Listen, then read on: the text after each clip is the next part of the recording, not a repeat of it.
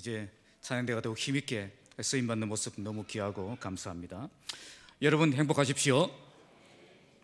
오늘 도망가는 선지자, 붙드시는 하나님이란 제목으로 말씀을 나누겠습니다. 지난주에 신방을 가는 길에 우리 이승호 목사님이 저에게 이런 질문을 하셨습니다. 진해에는 이름이 두 글자가 많은 것 같습니다. 석동도 있고 이동도 있고. 그래서 제가 이렇게 대답했습니다. 석동은 돌이 많아서 석동이라고 한 것 같고, 이동은 이가 많아서 이동이라고 한 것 같습니다. 자, 오늘 본문에 나오는 요나도 두 글자입니다. 요나라는 이름은 비둘기라는 뜻입니다. 신약의 헬라어로 번역하면 요한이 되겠습니다. 요나는 정말 이상한 선지자입니다. 성경 전체에서 요나처럼 하나님의 명령을 거부하고 완전히 반대 방향으로 가는 그런 선지자는 없기 때문입니다. 요나만큼 하나님께 불평하고 항의하고 당돌하게 이렇게 대드는 그런 선지자도 없기 때문입니다. 그러나 구약시대 많은 선지자들이 있었지만 예수께서 언급하신 선지자는 4명밖에 없습니다. 누구일까요? 엘리야, 이사야, 엘리사, 그리고 요나입니다. 자, 마태복음 12장 40절에서 41절에 보시면 예수님은 십자가와 부활에 대한 그런 부활을 설명하기 위해서 요나의 표적에 대해서 말씀합니다. 요나가 밤낮 사흘 동안 큰 물고기 뱃속에 있었던 것 같이 인자도 밤낮 사흘 동안 땅속에 있으리라. 그리고 심판날에 니느웨 사람들이 일어나 이 세대 사람들을 정죄하리니 이는 그들이 요나의 전도를 듣고 회개하였음이오거니와 요나보다 더 큰 이가 여기 있으며, 그렇게 말씀하셨습니다. 요나의 사건은 예수님이 어떤 분이신가를 잘 보여주는 그런 사건이 되었던 것입니다. 자, 이제 오늘 말씀 요나서 1장을 보시면 요나에게 하나님의 말씀이 임했지만 하나님의 얼굴을 피하여 다시스로 도망을 가다가 바다 가운데서 큰 풍랑을 만나고 바다에 던져지게 되는 그런 과정을 말씀하고 있습니다. 이 말씀을 통해 우리는 도망가는 선지자와 붙드시는 하나님을 동시에 만나게 되어집니다. 요나는 도망가는 선지자였고 우리 하나님은 그런 요나를 끝까지 포기하지 않으시고 끝까지 붙드시는 그런 하나님이심을 보여주신 것입니다. 이 말씀을 오늘 우리에게 왜 기록하여 우리가 읽도록 하셨겠습니까? 오늘 이 말씀을 통해서 하나님께서는 우리에게 내가 어떤 사람인지를 보여주시고 또 하나님이 어떤 하나님이신가를 우리에게 보여주시는 것입니다. 나는 하나님의 얼굴을 피해 끝까지 도망가지만 우리 하나님은 그런 나를 포기하지 않으시고 끝까지 붙드시는 하나님이심을 보여주신 것입니다. 오늘 우리가 이 하나님을 만나시기 바랍니다. 그래서 이젠 도망가는 선지자의 인생이 아닌 말씀에 붙잡혀서 쓰임받는 하나님의 사람으로 살아가는 멋진 인생이 되시기를 주님의 이름으로 축복합니다. 자, 먼저 1절에서 2절 말씀은 여호와의 말씀이 임하는 장면이 나옵니다. 1절 함께 읽겠습니다. 시작. 여호와의 말. 자, 요나서가 무엇으로 시작합니까? 여호와의 말씀이 임하니라로 시작합니다. 자, 이것이 오늘 본문을 이해하는 핵심이 됩니다. 요나서는 다른 성경처럼 여호와의 말씀이 선지자에게 임하는 장면으로 시작합니다. 다른 말씀이 임한 것이 아니라 여호와의 말씀이 선지자에게 임했다는 것을 보여줍니다. 자, 2절 읽겠습니다. 시작. 너는 일어나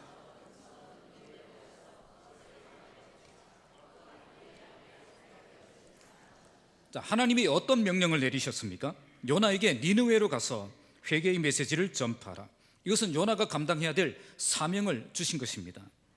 자, 니느웨는 이방인 아수르의 수도이고 하나님을 믿지 않는 불신 세력이 가득한 곳입니다. 여기에다가 하나님은 그들의 악독이 내 앞에 상달되었다라고 말씀하고 있습니다. 이처럼 하나님께서는 시대마다 하나님의 종들을 세우시고 감당해야 될 사명을 구체적으로 알려주시는 분이십니다. 여기에서 하나님이 사명을 주실 때 어떻게 우리에게 사명을 주시는지 동사를 통해서 살펴보면 3가지가 나옵니다. 일어나라, 가라, 외치라, 그렇게 나옵니다. 자, 이것은 우리가 정말 하나님의 말씀을 따르는 사람인지 아닌지를 점검할 수 있는 중요한 동사들입니다. 먼저 일어나라입니다. 우리는 사명을 붙잡기 전에 먼저 일어나야 됩니다. 다시 말하면 세워져야 됩니다. 살아나야 됩니다. 세워지지 않는 상태에서 일에 뛰어들면 반드시 지치거나 무너지거나 문제가 생기게 되어 있습니다. 그래서 우리는 사명에 뛰어들기 전에 먼저 훈련받고 준비하고 세워져야 되는 것입니다. 그때 우리는 충분히 사명을 감당할 수 있는 사람이 되는 것입니다. 두 번째로 가라입니다. 훈련받고 준비되었으면 가야 된다는 것입니다. 사명을 받았으면 뛰어들어야 한다는 것입니다. 그런데 훈련은 받았는데 나아가지 않고 사명을 받았는데 현장이 없고 직분은 받았는데 뛰어들지 않는 그런 사람들이 있다는 겁니다. 우리에게 준비가 끝났다면 복음과 교회를 위해 뛰어드는 삶이 있어야 되는 것입니다. 세 번째로 외치라고 말씀합니다. 훈련도 받았고 또 직분도 받았고 현장에 뛰어들었는데 외치지 못하는 사람들이 있습니다. 잘 훈련시켜서 일꾼으로 세워놓았더니 일하지 않는 사람들이 있다는 겁니다. 바로 외치지 못하는 사람들이죠. 훈련받고 현장에 뛰어들었다면 우리는 힘을 다해 외쳐야 됩니다. 그때 현장이 변하는 역사가 일어나는 것입니다. 나는 지금 이 세 단계 중에 어떤 단계에 있는 것 같습니까? 현재 나는 사명을 감당할 만큼 충분히 훈련받고 준비되고 세워져 있습니까? 만약 그렇지 못하다면 여러분들은 지금 훈련소로 다시 들어가야 됩니다. 훈련도 받지 않고 준비도 안 된 사람이 현장에 뛰어든다면 반드시 문제가 생기게 되어 있습니다.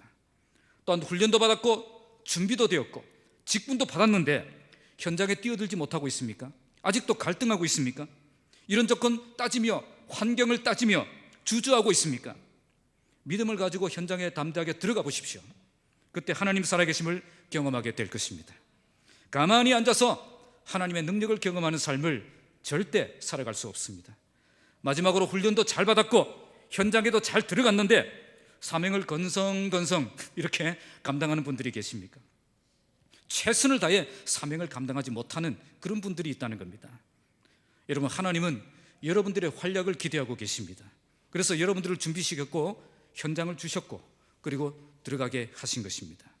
우리 모두 충분히 훈련받아 큰 일꾼이 되어서 현장을 붙들고 헌신하는 삶을 살아가시기 바랍니다. 주님 주신 사명을 붙잡고 오늘 일어나고 들어가고 외치는 그런 사람들을 통해 하나님의 나라가 확장되는 것입니다. 우리 모두 이처럼 잘 준비되어 하나님의 나라에서 크게 쓰임받는 일꾼이 다 되시기를 주님의 이름으로 축복합니다. 자, 3절 말씀을 보시면 도망가는 선지자에 대해서 말씀을 합니다. 3절을 읽겠습니다. 시작. 그러나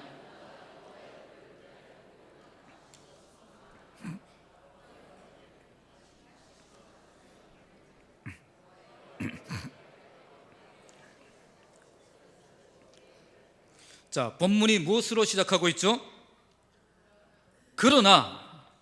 그러나로 시작합니다. 오늘 본문 전체에 거쳐서 그러나가 3번 나옵니다. 3절, 5절, 13절. 성경 전체에 걸쳐서 여호와의 말씀이 임했을 때에 그러나로 응답하는 선지자는 요나밖에 없습니다.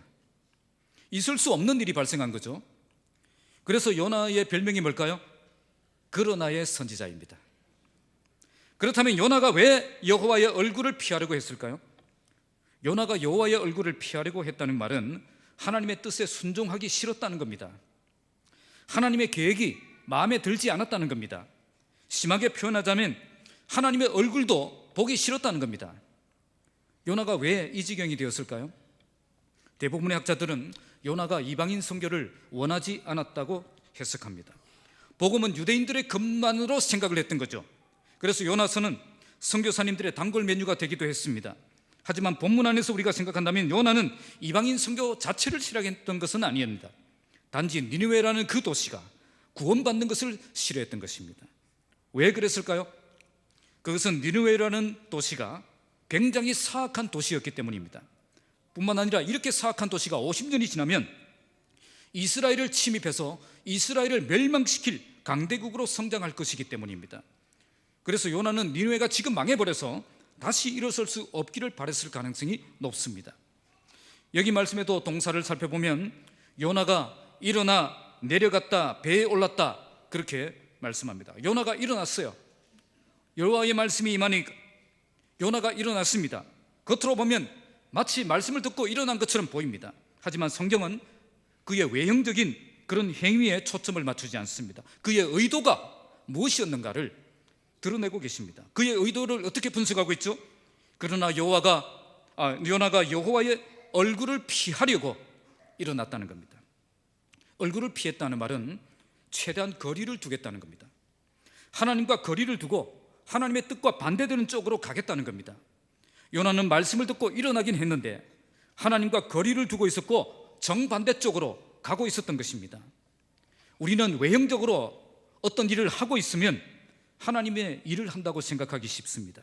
예배를 드리기 때문에, 봉사를 하기 때문에, 11조를 드리기 때문에, 사역을 하기 때문에 그가 신앙인이라고 생각합니다. 일꾼이라고 생각한다는 거예요. 그러나 하나님은 뭘 보시죠? 중심을 보십니다. 그 사람이 어떤 의도로 예배하고 있는가, 헌신하고 있는가, 사역하고 있는가, 헌금하고 있는가, 그걸 보신다는 겁니다.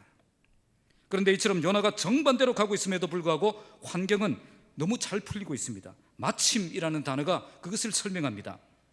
요나가 일어났더니 마침 내가 원하는 배를 만난 것입니다. 하나님의 뜻과 정반대되는 삶을 사는데도 마침 내가 원하는 직장 만나고, 내가 원하는 사람 만나고, 내가 원하는 환경을 만난 거예요. 요즘도 배를 타려면 한번 이렇게 예약을 해야 되고, 시간 못 맞추면 몇 시간을 기다려야 겨우 탈 수 있습니다. 그런데 배도 많지 않았던 그 당시 시절, 마침 출발하는 배를 만난 거죠. 그것도 자기가 목적으로 삼고 있는 다시스로 가는 배를 만난 것입니다. 다시스는 지금의 스페인 지역으로 이 지중해 서쪽 끝을 말합니다. 우리도 하나님의 뜻을 잘 알면서도 반대의 길을 걸어갈 땐 처음에는 두렵고 떨리는 마음으로 들어갑니다.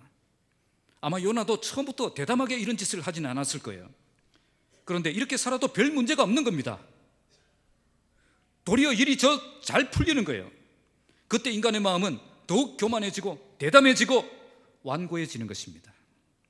그런데 하나님은 그때마다 처벌하지는 않습니다. 때로는 죄인들이 자기들의 계획을 다 마칠 때까지 그냥 내버려 두십니다. 주일 어기고 딴 길로 간다고 당장 죽여버리지 않습니다. 내가 험담을 하고 이간질을 하고 분쟁을 일으켜도 그때마다 하나님께서 땡골을 때리지 않는다는 거예요. 만약 요나가 항구에 갔는데 배가 없어서 꼼짝없이 묶였다면 어떻게 했을까요? 배는 있는데 탈 자리가 없어서 도무지 방법이 없었다면 어떻게 했을까요? 아, 하나님이 막으시는 모양이다, 이렇게 생각하고 중간에 포기했을까요? 아닙니다. 끝까지 포기하지 않고 다른 방법이 없나 찾고 있을 거예요. 그렇지 않고 여기서 하나님의 뜻을 알고 돌이켰다라고 해도 물고기 뱃속에서 했던 것처럼 그렇게 처절하게, 그렇게 절박하게 회개하고 하나님께 돌아가려고 하지는 않았을 것입니다. 하나님께서 요나를 계속 딴 길로 가도록 방치하고 내버려 두셨던 것은 그가 완전히 절망적인 상황을 만나서 철저히 자기 죄를 깨닫고 온전히 회개하는 자리로 들어가도록 하기 위해서 그냥 내버려 두고 계신 거예요. 그것도 모르고 요나는 순조롭게 모든 일이 잘 진행되고 있으니까 배삭스를 주고 배에 올랐다고 말씀합니다. 우리말은 배에 올랐다고 되어 있지만 히브리어 원문은 배로 내려갔다. 요나는 계속 내리막길을 가고 있는 겁니다. 지금은 아무것도 모르고 있습니다. 그러나 하나님이 침묵을 깨시고 일어나시면, 요나를 때리시면 그때 요나는 정신을 차리고 철저하게 회개하며 하나님 품으로 다시 돌아오게 될 것입니다. 지금 우리는 어떤 상태에 있는 것 같습니까? 다른 사람 보지 마시고 나 자신을 보시기 바랍니다. 아직 별일 없으니까 괜찮을 것 같습니까? 그러나 아직 별일 없다고 해서 요나가 행복했을까요? 이렇게 하나님의 얼굴을 피해서 멀리 도망가고 있을 때 참된 만족과 기쁨이 그에게 충만했겠습니까? 절대 그렇지 않습니다. 하나님의 사람은 하나님과 친밀한 관계에 있을 때 가장 행복한 것입니다. 하나님의 사람은 하나님께 붙들려 쓰임받을 때가 가장 행복한 것입니다. 하나님의 얼굴을 피해 도망가는 인생에게 절대 참된 행복이 있을 수 없습니다. 그래서 결국 하나님이 일어나시는 겁니다. 이렇게 하나님이 일어나시면 정신이 번쩍 들게 하실 것입니다. 모든 교만한 생각은 사라지고 철저하게 회개하며 다시 하나님과의 관계를 회복하고 쓰임받는 자리로 나아가게 하실 것입니다. 우리가 있어야 될 자리는 절대 하나님의 얼굴을 피해서 도망가는 자리가 아닙니다. 하나님의 사람답게 살아갈 때에 참된 행복과 기쁨이 있는 것입니다. 이제라도 하나님께 돌아가서 참된 회복을 경험하고 도망가는 자리에서 벗어나서 다시 일어나 준비되고 다시 쓰임받는 삶을 살아가시기를 주님의 이름으로 축복합니다. 자, 4절에서 16절 말씀은 붙드시는 하나님에 대해서 말씀을 합니다. 4절 말씀 읽겠습니다. 시작. 여호와께서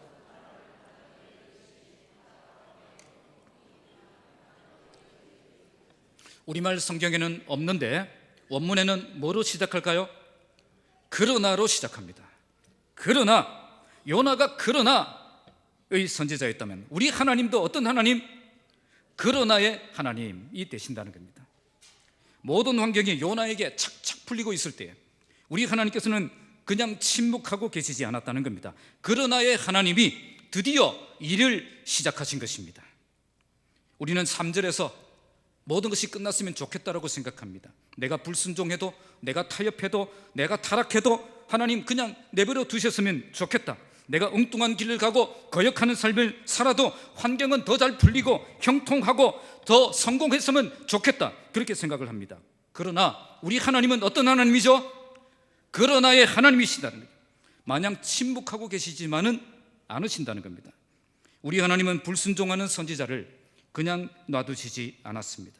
선지자는 말씀을 듣고 선포하는 사명을 가진 사람입니다.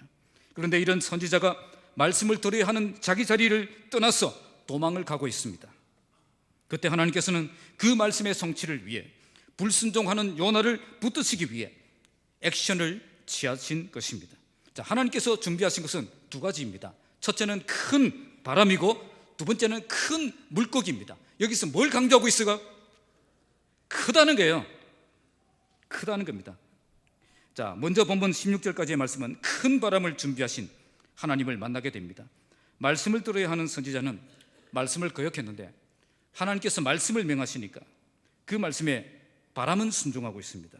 이때 일어난 바람은 배가 거의 깨질 정도로 강력한 바람이었습니다. 우리 하나님은 한번 일어나시면 대충 일어나지 않습니다. 정신이 번쩍 들 정도로 강력하게 역사하십니다. 우리 하나님은 크게 역사하시는 거예요. 큰 바람, 큰 물고기. 그래서 튼튼한 배에 타고 있다고 해서 하나님의 얼굴을 피할 수 있는 것 아닙니다. 하나님을 피할 수 있는 안전한 곳은 이 세상에 존재하지 않습니다. 자, 5절 읽겠습니다. 시작. 사공들이 두려워하여 각각 자기의 신을 부르고 또 배를 가볍게 하려고 그 가운데 물건들을 바다에 던지니라. 그러나 요나는 배 밑층에 내려가서 누워 깊이 잠이 든지라. 이런 큰 바람이 일어나니 사공들이 어떻게 하고 있죠? 두려워 떨고 있습니다. 원문의 뜻은 큰 공포심을 느꼈다는 거예요. 그래서 어떻게 하고 있습니까? 먼저 그들은 자기의 신의 이름을 불렀습니다.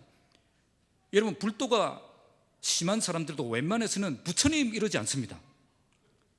예. 아주 심각한 상황이었다는 거예요. 두 번째로 그들은 배를 가볍게 하기 위해서 물건을 바다에 던졌습니다. 이 배는 상선입니다. 그렇다면 대부분 그 물건들은 팔아야 될 물건들이죠. 아마 대부분은 빚을 내거나 엄을 끊어서 준비한 물건들일 것입니다. 그 물건들을 자기 손으로 바다에 던집니다. 모든 것을 포기하고 오직 생명만 구하겠다는 거죠. 그 정도로 상황이 심각했다는 겁니다. 여기에서 우리는 연약한 인생의 모습을 보게 되어집니다. 평소에는 하나님을 인정하지 않다가도 이런 심각한 상황을 만나면 무서워서 벌벌 떠는, 그렇게 살 수밖에 없는 것이 연약한 인생이라는 겁니다. 하나님이 침묵하시면 하나님을 무시하고 살다가 하나님이 일어나시면 무서워서 벌벌 떠는 거예요. 그런데 이때 하나님의 선지자 요나는 무엇을 하고 있습니까? 요나는 앞에 뭐가 붙어 있습니까? 그래서 요나는 그러나의 선지자예요. 무엇을 하고 있습니까? 배 밑층에 내려가서 누워 깊이 잠이 들었습니다. 깊이 잠이 들었다는 원문의 뜻은 기절했다는 거예요. 기절한 것처럼 전혀 의식이 없는 그런 상태였다는 거예요. 이것은 요나가 얼마나 영적인 깊은 잠에 빠져 있었는가를 잘 보여줍니다. 지금 배 갑판 위에는 아수라장이 벌어졌습니다. 무시무시한 폭풍과 싸움에서 자기 목숨을 위해 모든 사람이 처절하게 몸부림치고 있는 상황입니다. 그런데 이런 상황에서 잠이 옵니까? 이런 상황에서 아무 일도 하지 않고 잠만 자면 되겠습니까? 그런데 이런 모습이 우리 그리스도인들에게 있을 수 있다는 겁니다. 세상 사람들이 인생의 큰 위기를 만나서 그렇게 살려고 발버둥치고 몸부림치고 있을 때 하나님을 믿는다고 하는 사람들이 아무런 관심도 없고 그냥 깊은 잠에 빠져 살아가고 있는 겁니다. 세상 사람들이 볼 때 교회는 평생에 도움이 안 되는 존재들입니다.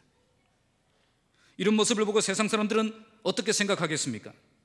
완전히 정신 나간 사람처럼 생각할 것입니다. 세상 사람들이 하고 있는 최소한의 노력도 행동도 없고 노력 그렇게 하지 않고 그냥 잠만 자고 있으면 세상은 우리를 완전히 인생 포기한 사람처럼 생각할 것입니다. 제정신이라면 함께 살기 위해 함께 움직여야 되는 것입니다. 오늘도 우리 주변에는 인생의 폭풍을 만나서 살기 위해 몸부림치는 그런 어려운 인생들이 많이 있습니다. 이때 그리스도인들이 정말 먼저 깨어서 먼저 움직여서 먼저 섬겨서 그들과 함께 살아나기 위해서 노력하고 애쓰는 그런 모습을 보여줘야 되는 것입니다. 그래서 소망을 잃고 살아가는 그들을 위해서 기도하며 그들의 참된 도움 되시는 그 하나님을 의지하도록 이끌어줘야 되는 것입니다. 자, 6절을 함께 읽겠습니다. 시작. 선장이 그에게 가서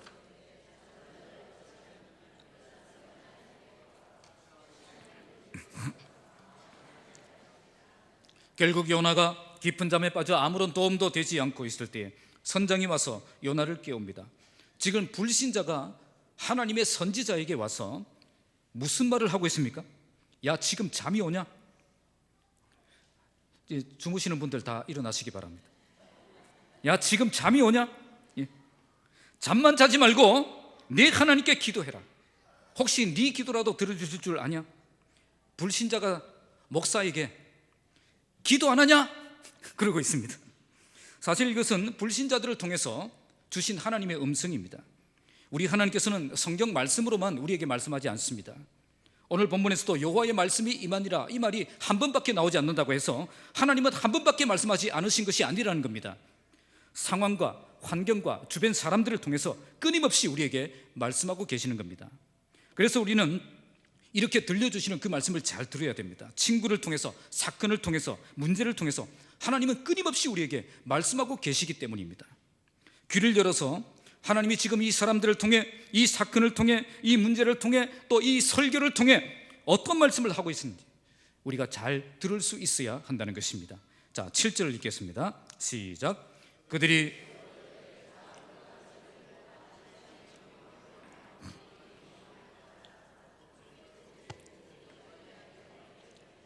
요나가 선장을 통해 주신 말씀을 듣지 않으니 하나님께서는 또 다른 방법으로 요나에게 말씀을 하십니다. 이 사람들은 재앙의 원인이 어떤 것인지 알고 싶어 했습니다. 그리고 이것을 제비뽑기로 결정하려고 했습니다. 당시 사람들은 신의 뜻을 알고자 할 때 이런 식으로 제비를 뽑기 방법을 많이 사용했습니다. 그런데 제비가 누구를 지적했죠? 요나를 지적했습니다. 재수 없이 걸린 겁니까? 이게 재수 없이 걸린 거예요? 아닙니다. 하나님께서 제비가 요나에게 임하도록 간섭하신 거예요. 이걸 통해 하나님께서는 이 모든 일의 책임이 너에게 있다는 것을 보여주신 거예요. 너 한 사람 때문에 이렇게 많은 사람이 고통을 당하고 있다는 것을 보여주고 있다는 것입니다. 자, 8절 읽겠습니다. 시작. 무리가 그에게 이르되 청하건대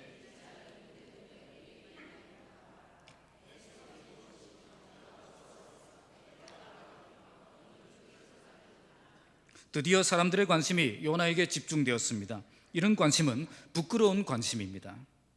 그리스도인이 축복의 통로가 된 것이 아니라 재앙의 통로가 된 것만큼 부끄러운 일은 없습니다. 그리스도인 한 사람 때문에 주변 사람들이 복을 받기도 하지만 그리스도인 한 사람 때문에 주변 사람들이 재앙을 받을 수도 있습니다. 그런데 하나님은 왜 이렇게 그리스도인이 세상에서 부끄러운 시선을 받도록 만드시겠습니까? 가끔씩 목사들이, 장로들이 부끄러운 사건에 연루되어서 세상 법정에 서고 또 뉴스에 뜨기도 합니다. 이렇게 되면 세상은 마치 하나님이 안 계신 것처럼, 기독교가 엉터리인 것처럼 평가하고 마음껏 비난하고 조롱합니다. 자, 이것은 하나님께서 거역한 백성들을 정신 차리게 하시기 위해서 주신 채찍입니다. 우리 하나님은 마냥 좋게만 역사하시는 분이 아닙니다. 여리고를 점령했던 이스라엘 군대가 별로 크지도 않는 그 아이성은 앞에서 참패를 당하게 하십니다. 법궤를 들고 전쟁에 나갔는데 전쟁에서도 지고 법궤도 빼앗기게 하시는 분이십니다. 법궤는 하나님의 임재의 상징입니다. 법궤가 등장했을 때 이스라엘 군대는 함성을 질렀고 사기가 하늘을 찔렀습니다. 땅이 진동했습니다. 그러나 그 법궤를 홈리와 비느하스가 가지고 갔습니다. 하나님께서는 그들과 함께 하지 않으셨습니다. 결국 그 법궤를 블레셋 사람들에게 빼앗기도록 허락하시는 분이십니다. 이런 사건을 통해서 우리 하나님도 함께 부끄러운 시선을 받는 거예요. 우리만 부끄러워지는 것이 아니라 하나님도 함께 부끄러워지는 겁니다. 백성들과 함께 부끄러운 자리에 서시는 겁니다. 왜 이렇게 하실까요? 이걸 통해 거역한 하나님의 백성들을 정신 차리게 만드시고 다시 회개하고 일어서도록 하기 위해서 이런 부끄러운 사건에 함께 서시는 거예요. 우리 하나님이 그런 하나님이십니다.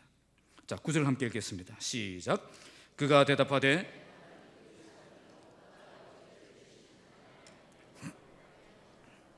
자, 이 말씀은 요나서에서 요나가 처음으로 한 말입니다.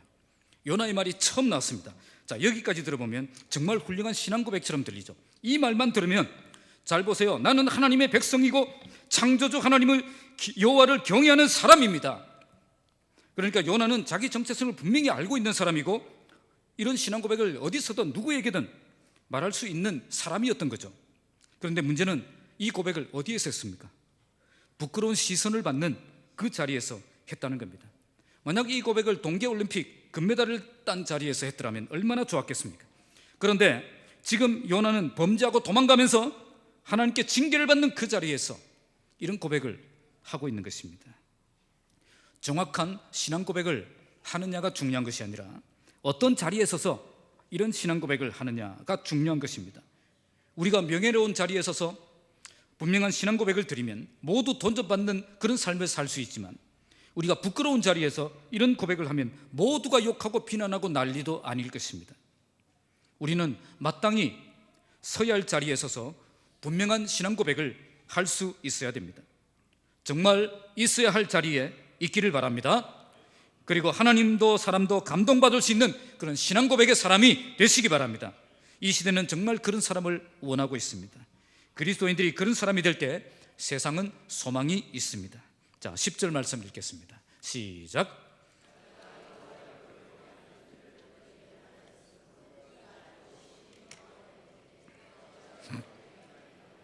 드디어 요나가 여호와의 낯을 피했기 때문에 이 재앙이 내렸다는 사실을 말합니다. 궁지에 몰린 요나가 할 수 없이 자기 죄를 자백한 것입니다. 이것은 진심으로 뉘우친 것이 아닙니다. 어쩔 수 없이 자백을 한 것뿐입니다. 불신자들이 하는 말을 들어보십시오. 네가 어찌하여 그렇게 행하였느냐? 자, 이것은 재난에 대한 책임이 전적으로 요나에게 있음을 강력히 주장하는 말입니다. 그러니까 요나는 불신자들이 들을 때에도 살떨리는 그런 행동을 했던 거예요. 오늘 우리도 그런 짓을 할 때가 있습니다. 불신자들이 들어도 기가 막힐 행동을 교회 안에서도 또 세상에서도 대담하게 행동하는 그런 그리스도인들이 많이 있다는 것입니다. 자, 11절 읽겠습니다. 시작. 바다가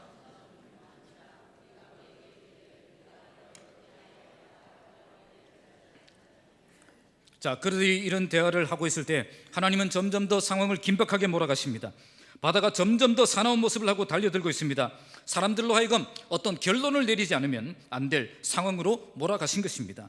요나도 이 시점에서 어떤 결정을 내려야만 했습니다. 사람들의 요구에 그는 어떤 결정을 내립니까? 12절입니다. 시작. 그가 대답하되 나를 들어 바다에 던지라. 그리하면 바다가 너희를 위하여 잔잔하리라. 너희가 이 큰 폭풍을 만난 것이 나 때문인 줄을 내가 아노라 하니라. 그는 자의반 타의반으로 선지자 본연의 임무로 돌아갔습니다. 문제에 봉착한 사람들에게 해답을 주고 있습니다. 그런데 그 해답이 기가 막히는 해답이죠. 나를 들어 바다에 던지라. 어떻게 보면 자기가 모든 책임을 떠안고 하나님의 뜻에 자기 생명을 드리는 것처럼 보입니다. 그러나 이것은 하나님께 지은 죄에 대한 책임을 지겠다는 뜻으로 한 말이 아닙니다. 만약 요나가 정말 문제를 해결하려고 했다면 자기가 지은 죄를 철저히 회개하고 하나님의 뜻에 전적으로 순종하겠습니다라고 고백해야 했습니다. 배를 돌려 다시 돌아가자. 내가 니느웨로 가기만 하면 된다. 이렇게 고백해야 했습니다. 만약 요나가 회개하고 하나님이 가라고 하신 그 방향으로 인생을 재수정, 궤도 수정을 했다면 바다는 잔잔해졌을 것입니다. 큰 물고기는 필요 없었을 것입니다. 그런데 요나는 나를 들어 바다에 던지라. 이것은 하나님의 말씀대로 행하기보다 차라리 죽겠다는 겁니다. 내가 죽으면 죽었지 절대 니느웨는 안 간다는 겁니다. 자, 이런 걸 뭐라고 하죠? 두 자로 골통이라고 합니다. 자, 13절 읽겠습니다. 시작. 그러나 그 사람들이 힘써 노를 저어 배를 육지로 돌리고자 하다가 바다가 그들을 향하여 점점 더 흉룡함으로 능히 못한지라. 그런데 본문을 보시면 요나 대신 그 사람들이 힘써 노를 저어 배를 육지로 뭐죠? 다시스가 아닌 니느웨로 가려고 했던 겁니다. 이 사람들은 정말 착한 사람들이에요. 이들은 요나도 살리고 싶고 자기도 사는 길을 택하고 싶었습니다. 요나는 육지로 돌아가기를 원하지 않는데 이 사람들은 육지로 돌아가기를 원하고 있습니다. 그러나 그들의 노력은 헛수고로 끝났습니다. 왜 그렇습니까? 주인공이 안 가려고 하기 때문에 그런 거예요. 다른 사람들은 가려고 하는데 주인공이 안 가려고 하는 거죠. 정말 중요한 것은 본인의 마음입니다. 주위 사람들이 아무리 선한 뜻을 품고 옳은 길로 인도하려고 해도 아무 소용이 없습니다. 그것은 그 사람에게 있어서도 그렇고 또 하나님에게도 그렇습니다. 하나님은 절대로 그냥 호락호락 하시는 분이 아닙니다.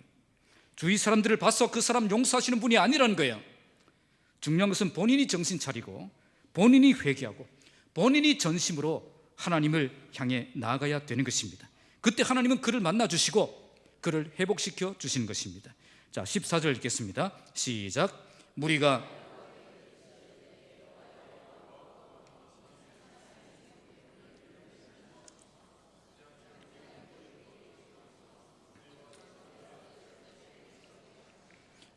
결국 그들은 요나의 말대로 하지 않으면 안 된다는 사실을 깨달았습니다. 그러나 그들에겐 두려움이 있었습니다. 그것은 하나님의 선지자를 건드리면 자기들도 심판을 받지 않을까 하는 그런 두려움이었어요. 그래서 필사적으로 요나를 죽이지 않고 같이 살 수 있는 방법을 찾으려고 했던 겁니다. 그런데 이제는 더 이상 그럴 수 없다는 사실을 알고 하나님께 기도합니다. 지금 우리가 이 사람 바다에 던질 텐데 이것은 우리가 이 사람 미워서 그런 거 아닙니다. 어쩔 수 없는 상황이라서 그렇게 하는 겁니다. 그래서 하나님, 이 사람 생명 때문에 우리에게 진노하지 마시고 우리를 멸망시키지 말아주세요. 그 기도예요. 이런 기도를 드리고 있는 겁니다. 지금까지 이 사람들은 하나님의 존재를 알지 못했습니다. 그들은 문제를 만났을 때 자기 신의 이름을 불렀습니다. 그런데 이제는 누가 두려워진 거죠? 하나님이 두려워진 거죠. 하나님이 두려워지니까 하나님의 선지자도 함부로 못했던 겁니다. 요나가 맞는 것을 보고 하나님을 만난 것입니다. 그리고 하나님의 심판이 얼마나 무서운 심판인가를 처절하게 깨달았던 것입니다. 이처럼 하나님은 인간의 불순종에 의해서 제한을 받는 분이 아닙니다. 하나님의 백성의 실패한 삶을 통해서도 하나님이 살아계심을 보여주시는 겁니다.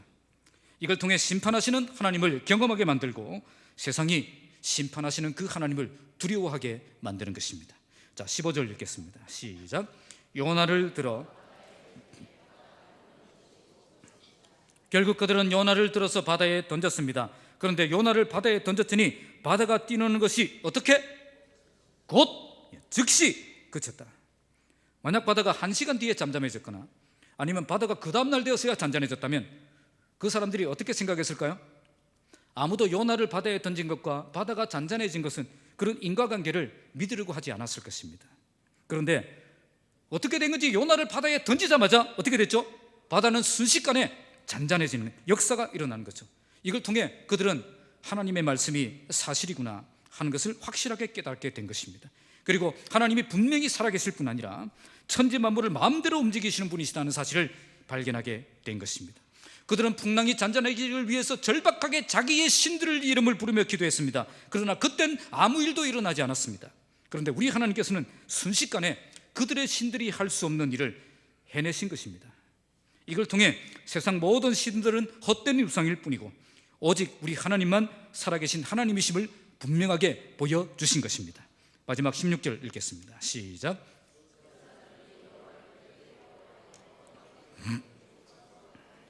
이제 그들은 여호와를 어떻게?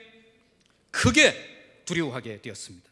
그래서 그들은 여호와께 제물을 드리고 서원을 했습니다. 구약 해설서인 미드라시라는 책에 보면 그 선원들이 자기의 우상을 바다에 다 던져버리고 요파 항구로 되돌아가서 예루살렘 성전 이방인의 뜰에 가서 개종을 하고 제사를 드렸다. 그렇게 해석을 하고 있습니다. 그만큼 그들의 심령에 놀라운 변화가 일어난 거죠. 하나님이 살아계신 것을 분명히 경험했고, 그래서 하나님을 인정하지 않을 수 없는 사람이 된 것입니다. 어떤 학자들은 그들이 이런 분명한 체험들을 만나는 사람마다 이야기했을 것이고, 그 이야기가 니느웨 사람들에게도 전달되었을 것이다 라고 해석하기도 합니다. 그래서 이것은 요나의 첫 번째 선교사역의 열매였습니다. 선교사역의 열매라고 하니까 좀 우습게 들립니까? 아닙니다. 하나님께서는 우리의 멋진 삶을 통해서도 역사하시지만 그리스도인의 그 실패한 삶을 통해서도 역사하신다는 겁니다. 요나의 실패를 통해서도 하나님 살아계심을 분명히 보여주시는 것입니다. 왜 이런 결과가 나타날까요? 왜 요나처럼 이렇게 형편없이 무너져도 살아계신 하나님이 전파되고 있을까요? 붙드시는 하나님이 계시기 때문입니다. 나는 하나님의 말씀대로 살기 싫어 하나님의 얼굴을 피해서 도망을 가고 있지만 하나님은 그런 나를 끝까지 포기하지 않으시고 붙드셔서 하나님의 일을 나를 통해 행하시기 때문입니다. 그래서 내가 결국 실패해도 무너져도 깨어져도 나를 통해 하나님이 드러나게 되는 것입니다. 이걸 통해 나도 하나님이 어떤 하나님이신가를 발견하게 되는 것입니다. 나는 하나님을 떠나서는 아무것도 할 수 없는 사람이라는 것을 이 모든 사건들을 통해서 다시 한번 분명하게 깨닫게 되는 것입니다. 나는 끝까지 반항하며 끝까지 도망하도 우리 하나님은 다른 사람 찾지 않으시고 끝까지 나를 붙드셔서 나를 통해 일하기를 원하신다는 그 사실을 분명히 깨닫게 하시는 것입니다. 그래서 다시 정신 차리고 다시 말씀 붙잡고 다시 일어나서 이젠 정말 하나님의 사람답게 헌신하는 삶을 새롭게 시작하게 하시는 것입니다. 오늘 우리가 이런 하나님을 만나시기 바랍니다. 끝까지 나를 포기하지 않으시는 그 하나님을 만나서 이젠 정말 있어야 할 자리에 있게 되고 감당해야 될 사명을 감당하고 걸어가야 할 길을 걸어가는 그 삶을 살아가시기 바랍니다. 그래서 나를 통해 하나님의 뜻이 이루어지는 인생을 살아가시기를 주님의 이름으로 축복합니다. 말씀을 맺겠습니다. 오늘 본문은 말씀을 피해 도망가는 선지자를 다시 붙드시기 위해 일하시는 그 하나님에 대해서 말씀합니다. 오늘 말씀은 먼저 하나님의 백성은 하나님의 말씀을 들어야 하는 사람임을 보여줍니다. 말씀에 순종하는 사람은 말씀이 임할 때에 일어나는 사람, 나아가는 사람, 그리고 외치는 사람이라는 것을 보여줍니다. 우리는 사명에 뛰어들기 전에 먼저 훈련받고 준비되고 일어나야 됩니다. 그리고 훈련받고 준비되었으면 현장으로 들어가야 됩니다. 마지막으로 현장에 들어갔으면 힘을 다해 외쳐야 됩니다. 그때 하나님의 능력을 경험하게 되고 기적을 경험하게 되고 하나님이 나를 통해 일하시는 것을 경험할 수 있습니다. 그런데 오늘 요나는 일어나긴 했는데 정반대 방향으로 일어났습니다. 하나님의 뜻은 잘 알겠지만 하나님의 계획에 동참하고 싶지 않았던 겁니다. 그래서 하나님의 얼굴을 피해 도망갔지만 처음에는 순조롭게 진행되고 있었습니다. 그러나 별 문제 없다고 해서 아무 문제 없는 것처럼 생각해서는 절대 안 됩니다. 우리 하나님은 하나님의 백성이 말씀을 거역할 때 그 백성을 붙드시기 위해 일어나시는 분이시기 때문입니다. 일단 하나님이 일어나시면 아무도 막을 수 없고 아무도 저항할 수 없습니다. 정말 정신이 반짝 들 정도로 강력한 채찍을 들고 힘차게 후려치셔서 바짝 엎드리게 하시는 분이십니다. 왜 이렇게 하십니까? 죽이시기 위해 이렇게 하시는 것 아닙니다. 살려주시기 위해 이렇게 하시는 겁니다. 요나에게 다시 기회를 주시기 위해 이렇게 하시는 것입니다. 혹시 지금 하나님의 음성을 거절하고 불순종하며 도망가는 자리에 있지는 않습니까? 우리 하나님이 여러분을 다시 붙잡으실 것입니다. 다시 기회를 주실 것입니다. 내가 실수해서 실패자의 자리에 서서 세상의 부끄러운 시선을 받고 있는 그 자리에 있다고 해도 하나님은 충분히 나를 새로운 회복을 주시고 새로운 기회를 주시는 분이십니다. 그래서 이런 부끄러운 실패의 자리를 우리에게 허용하시는 것입니다. 이걸 통해 여기가 끝이 아니라 새로운 시작점이 된다는 사실을 깨닫게 해주시는 것입니다. 우리 모두 말씀에 순종하여 일어나고 들어가고 외치는 삶을 충실하게 살아가는 믿음의 사람들이 다 되시기 바랍니다. 내가 말씀에 불순종하여 어긋난 딴 길로 가다 아무 문제도 없고 형통하다고 해서 더욱 완고한 마음을 갖고 고집을 꺾지 않는 어리석은 자가 되지 마시기 바랍니다. 마지막으로 풍랑을 만나 바다에 던져지는 상황을 만나도 그게 끝이 아니라 새로운 시작점이 된다는 사실을 발견하시기 바랍니다. 이런 문제들을 통해서 더욱 정신 차리고 다시 회개하고 다시 말씀을 붙잡는 자리로 들어가면 하나님이 우리를 일으키시고 새로운 회복을 허락해 주실 것입니다. 하나님의 사람은 하나님께 붙들려 쓰임받을 때가 가장 행복합니다. 하나님의 얼굴을 피해서 도망가는 인생에게 절대 참된 행복이 있을 수 없습니다. 그렇게 사는데도 행복하다면 그 사람은 그리스도인 아닙니다. 그래서 하나님이 나를 붙드시는 거예요. 우리에게 부끄러운 실패의 자리를 허락하시고 그 부끄러운 실패의 자리에 함께 서시는 겁니다. 그리고 함께 그 시선을 받으시는 거예요. 그리고 그 자리에서 우리를 하나님의 사람답게 만들어 가시는 겁니다. 그래서 도무지 일어설 수 없는 그 실패의 자리에 던져져도 다시 주님 바라보며 다시 주께로 돌아가면 우리에겐 소망이 있는 것입니다. 다시 우리를 만나주시고 다시 일으켜주시고 다시 기회를 주시는 그 하나님이 나의 하나님이 되시기 때문입니다.